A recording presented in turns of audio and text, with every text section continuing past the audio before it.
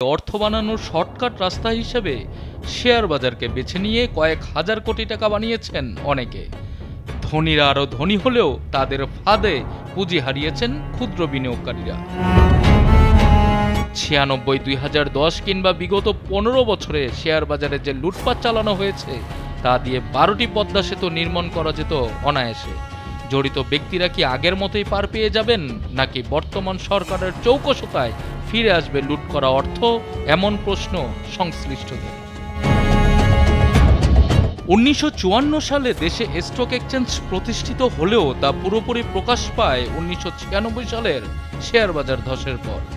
হাতে থাকা কাগজের শেয়ার মতিঝিল পাড়ায় বিক্রি করা হতো হকারের মতো। ঝোঁকের বসে কাগজের শেয়ার আসল নকল যাচাই না করেই অনেকেই ঝাঁপ দিত অন্ধের মতো, যার ফায়দা লুটত কেউ কেউ। 1996 সালে নানা কৌশলে বাড়ানো হয় শেয়ার দর, এতে বাড়তে থাকে সূচক। এক পর্যায়ে 5 নভেম্বর ডিএসসির সূচক উঠে যায় 3649 পয়েন্টে।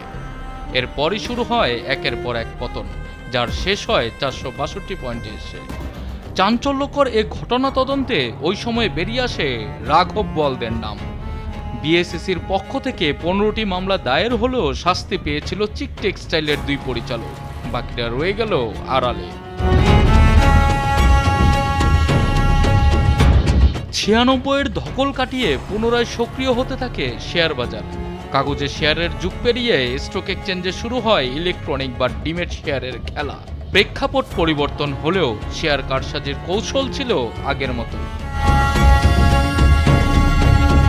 2009 সালের অক্টোবর মাস থেকে সূচক 2800 পয়েন্ট থেকে বাড়তে থাকে। এক পর্যায়ে 2010 সালের 5 ডিসেম্বর ইতিহাসের সর্বোচ্চ রেকর্ড 8900 পয়েন্ট সূচকে উন্নতি হয়। তখন শীর্ষ 30 খেলোয়াড়ের অবদান ছিল বলে জানানো হয়েছিল কৃষি ব্যাংকের সাবেক চেয়ারম্যান খন্দকার ইব্রাহিম খালেদের প্রতিবেদনে।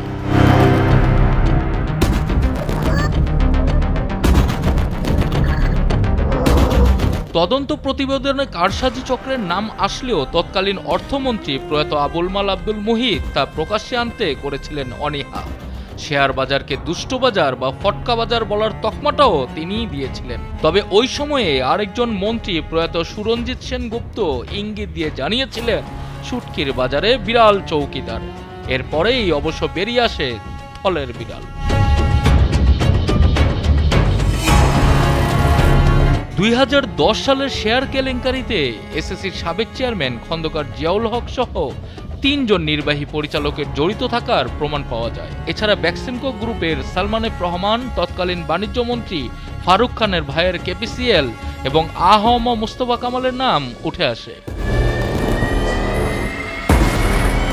রাজনৈতিক ব্যক্তি ছাড়াও স্টক এক্সচেঞ্জে থেকে কারসাজির কাজগুলো যারা নিখুঁতভাবে করতেন তাদের মধ্যে আইসিবির কর্মকর্তা, ডিএসসির সাবেক প্রেসিডেন্ট, তাদের আত্মীয় স্বজন, বড় শেয়ার ব্যবসায়ী রেস ও এলআর গ্লোবাল নামে 2টি মার্চেন্ট ব্যাংক সহ জড়িত ছিল আরও অনেক প্রতিষ্ঠান। যে পদ্ধতিতে করা হয়েছিল কারসাজি সেগুলোর মধ্যে অমনিবাস অ্যাকাউন্ট, আইপিও শেয়ার ইস্যুতে সরাসরি তালিকাভুক্তি, সম্পদ পুনর্মূল্যায়ন, বুক বিল্ডিং পদ্ধতির অপপ্রয়োগ, শেয়ারের উচ্চ মূল্য নির্ধারণ, ফেস ভ্যালুতে বিশেষ ব্যক্তি ও প্রতিষ্ঠানকে প্লেসমেন্ট প্রদান, অস্বাভাবিক লেনদেন ও ব্লক ট্রেডিং ছিল অন্যতম।